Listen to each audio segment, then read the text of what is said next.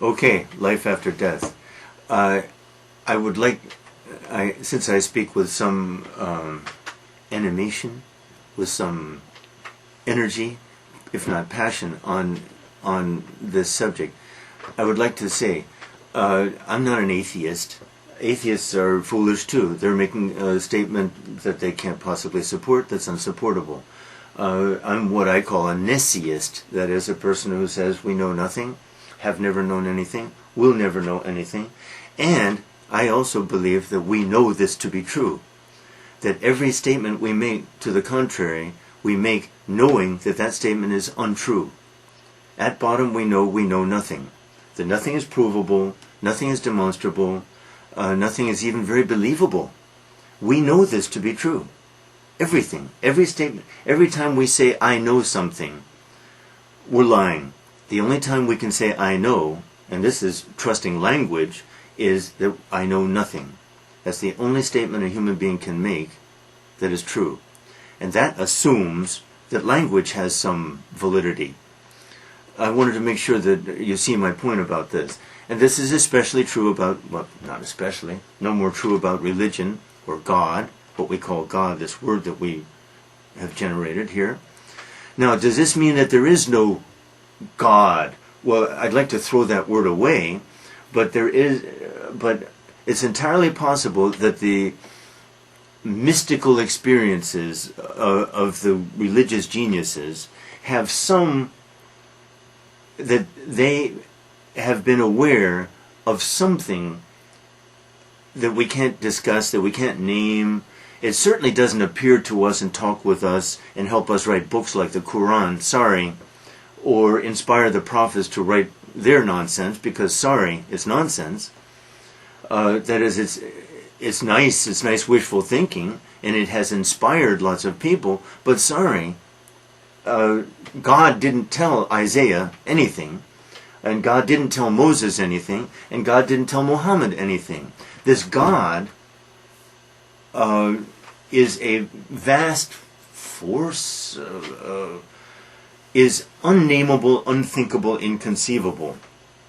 Okay.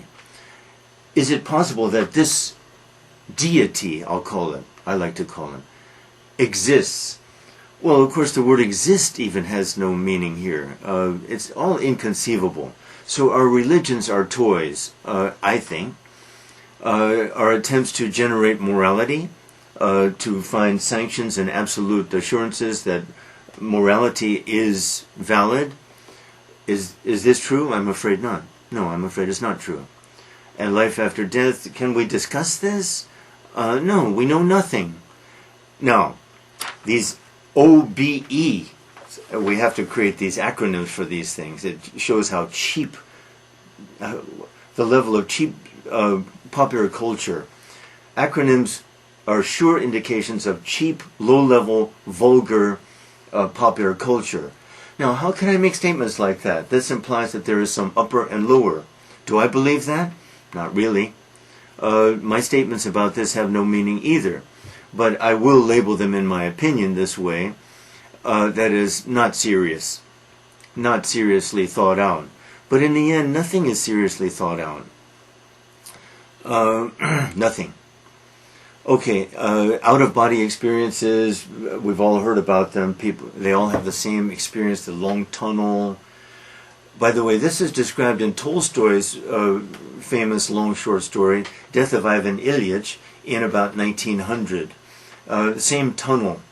And other people maybe had it before, but I think Tolstoy's influence on this is huge. That is, these people read Tolstoy's Death of Ivan Ilyich in some undergraduate class and have built careers on this, collecting this psychic data. Their message is all the same. NDE, near-death experience, is the same.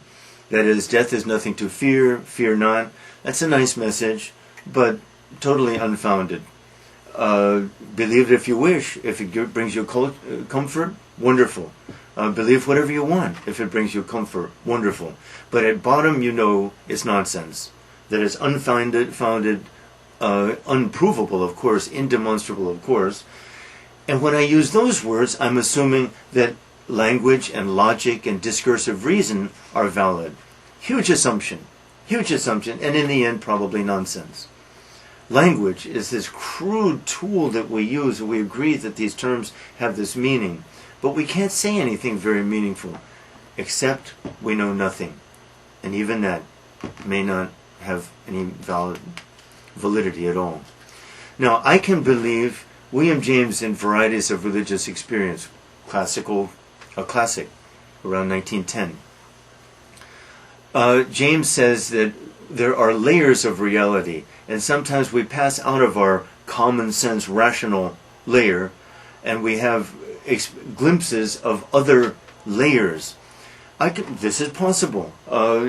After all, what I said before, what is reality except our imposing our little patterns? And this is Kant, and I think Kant's guess is as good as better than anybody's until he gets into morality and God and all that. The comforting images that some of these people offer us of these. I was on the layers of reality that William James mentioned. By the way, he concluded that from a drug experience, not some hallucinatory drug, some chemical which he ingested, and he was a scientist, remember, a medical doctor, or a professor of philosophy and psychology, anyway. And he experimented a little bit, and he concluded, yes, there are layers of reality. And our intense determination to remain in what we call our common sense rational at that layer is kind of comical too. But I can believe that. Why not? Because I believe really we know nothing. And really a remark like James's and these other things remind us that we know nothing. But we don't know anything about these other layers either. And our word layers is interesting. Let's take the word layers seriously for a moment. Layers is an arbitrary word, a metaphor, of course. Layers of anything, layers on the Earth's surface, layers of an onion, right? It's a metaphor that we use to try to get at meaning, to try to impose our human little words on reality. In the end, ineffectual, in the end, kind of comical.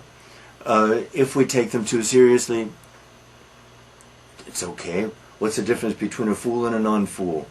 What's the difference between a believer and a neseist? Not much.